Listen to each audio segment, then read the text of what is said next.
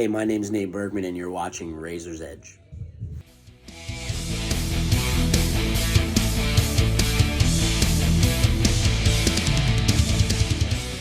The early beginnings, what inspired you to pursue a career in music?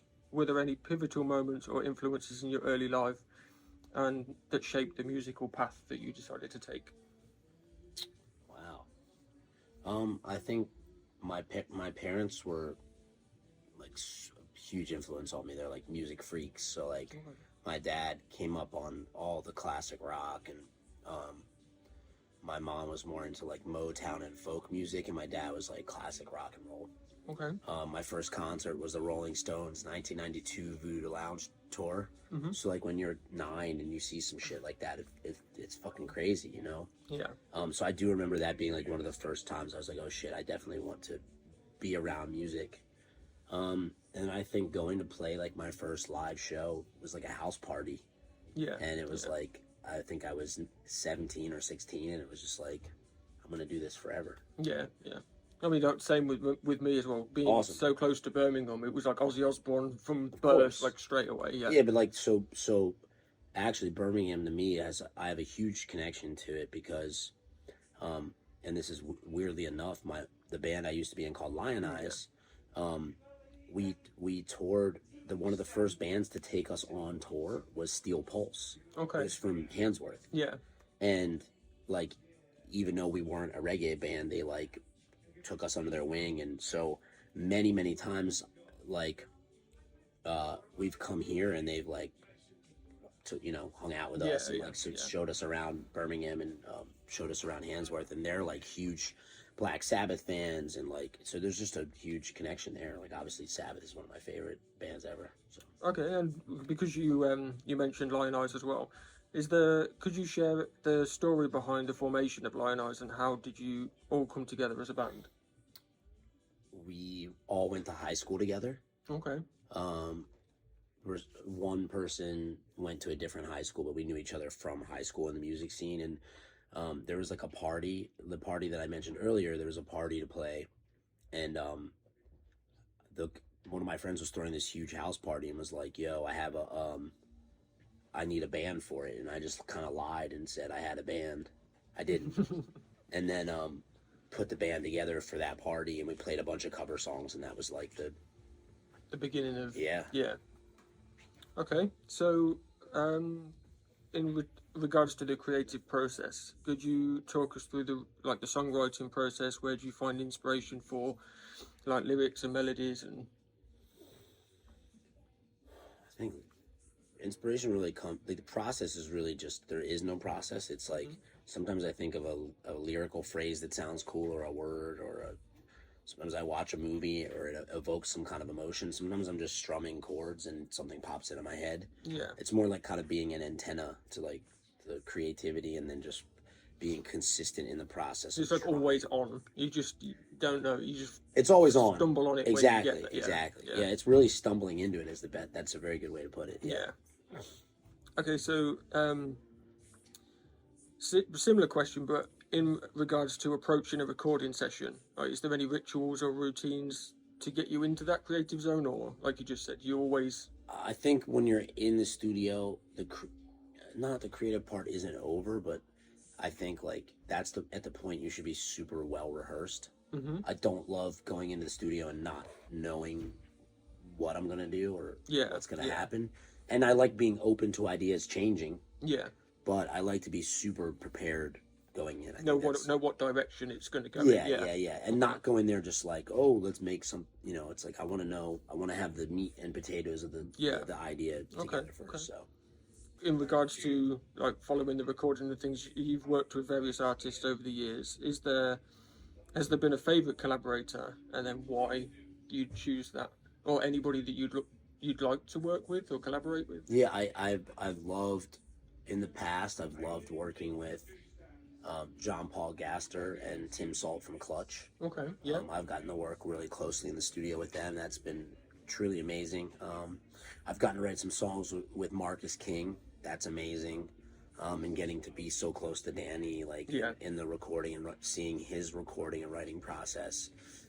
It's really inspiring. Do you think there'd be anything with you and Danny together, or? I hope at some point, yeah. Yeah, I hope yeah. so.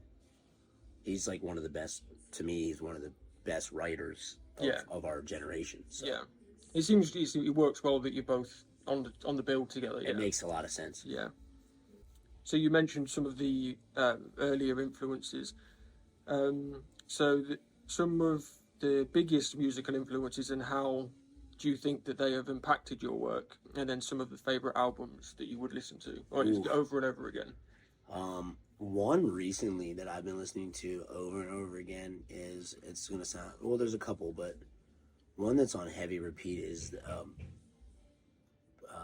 Bob Dylan and the band together live at I think it's the Hollywood Bowl or the Greek Theater in LA. It's like 1974 or 5. It's in that time frame, and it's just a live record where the band is backing Dylan, and it's so loose. Yeah, yeah. And listening to the band, like songs from the Big Pink, stuff like that. I like stuff that feels loose.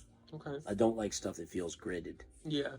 So yeah. I'm finding a lot of inspiration in stuff that sounds like they just turned on the tracks and the band was like in a room together rolling. Mm-hmm. I like that a lot. Yeah. I think it's, even for me, it's just like looking into, like, the past year or so, I've been looking into like black metal and things, just because it's so raw and it's crazy. It's just a different, takes you out of the main sort of metal. Sure. Always polished and things like that. It's just a different version of it. Mayhem and that stuff is recorded. It's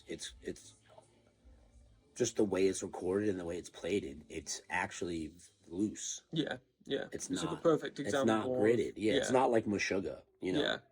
It's the recording, and some of the recording process was just so. It's so polished, like with the stuff that's released now, and it's just like you want that.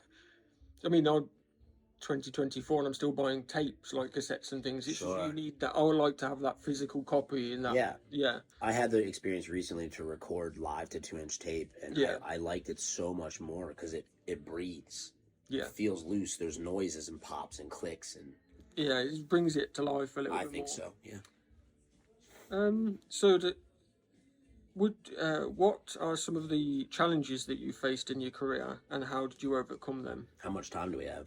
I mean, I could sit here for 3 hours. What time you? I mean, we could talk for an hour about. Oh, well, it depends what time you're going on. The challenges are fucking, it's never ending. Oh, okay. I mean, the music industry changes so fast in a business sense, and then trying to stay open creatively, and the challenge of touring, and the challenge of keeping the finances afloat, and the challenge of having a team that represents you, that you know works hard for you, or you working hard for yourself, or is a fucking nightmare. Yeah. Is there anything, like, how do you hope to be remembered as an artist? Like, what impact do you want your music to have on listeners?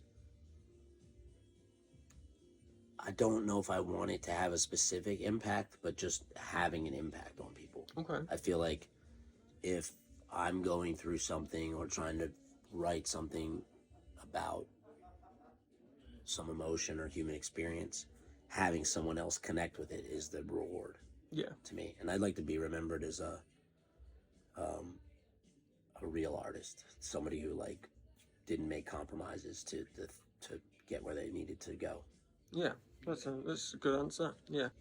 How have you grown personally and professionally since you started in the music industry? I think I don't have the same mentality of clawing so much and trying to like fight and struggle and just control these external things. I think now I know what I'm good at, and I know my strengths in business and in music and being creative, and I try to let go of controlling things and sort of just put myself in the right position and just be confident in the things that I know I can do. Yeah. Lean into just my focusing strengths. more on the creative side of things. Yeah. Yeah.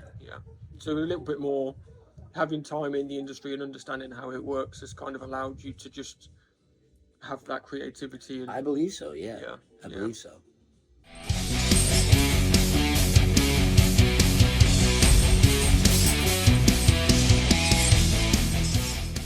Thanks for listening. Make sure you keep up to date with all of our interviews by subscribing to our channel. For all the latest news, reviews, interviews, and more, head over to our website, www.therazorsedge.rocks.